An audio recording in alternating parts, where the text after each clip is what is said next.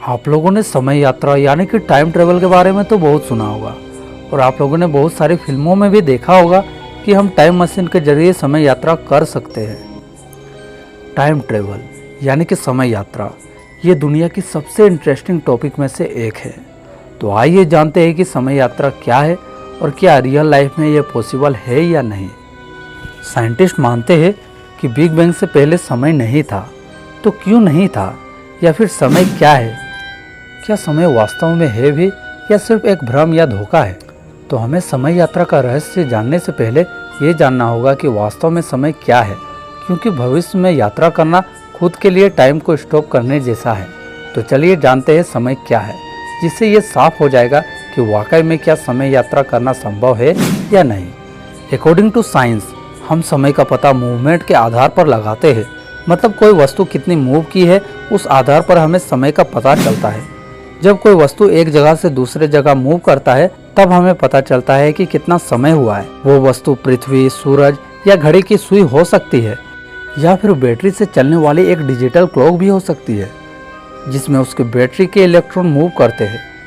यदि आप एक मैथ के स्टूडेंट हैं और फिजिक्स केमिस्ट्री को अच्छे से पढ़े हैं तो आप भली भांति समझ पा रहे होंगे कि मैं क्या कह रहा हूँ। तो इस तरह से हम मूवमेंट के आधार पर समय का अनुमान लगाते हैं और हमने अपने हिसाब से इस मूवमेंट को एक नाम दे दिया है कि घड़ी की सुई यदि इस जगह से उस जगह जाएगी तो 1 घंटा हो जाएगा, या जब सूरज निकल के डूब जाएगा तो 1 दिन होगा, और पृथ्वी सूरज का एक चक्कर लगा लेगी तो 1 साल। तो इस तरह से हमने घड़ी की सुई से लेकर अंतरिक्ष में हो रही मूवमेंट को हमने समय का नाम दे दिया।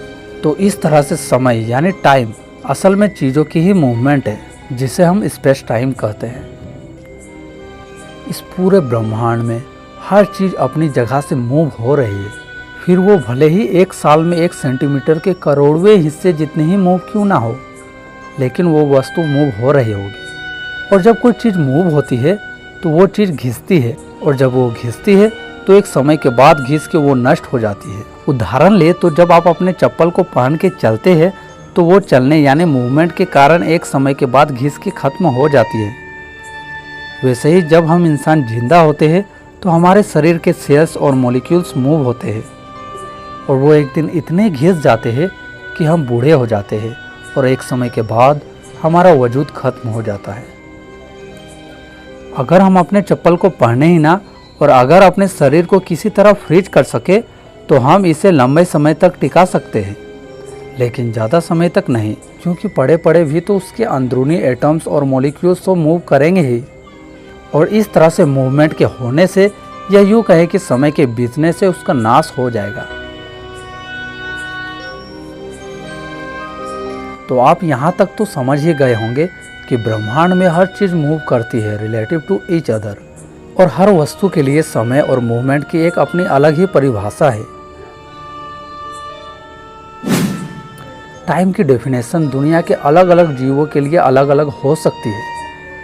जैसे एक मक्खी का समय हमसे बहुत फास्ट गति से चलता है, क्योंकि उसकी मूवमेंट हमसे बहुत फास्ट होती है, इसलिए हमारा 1 घंटा उसके 1 साल जितना लग सकता है।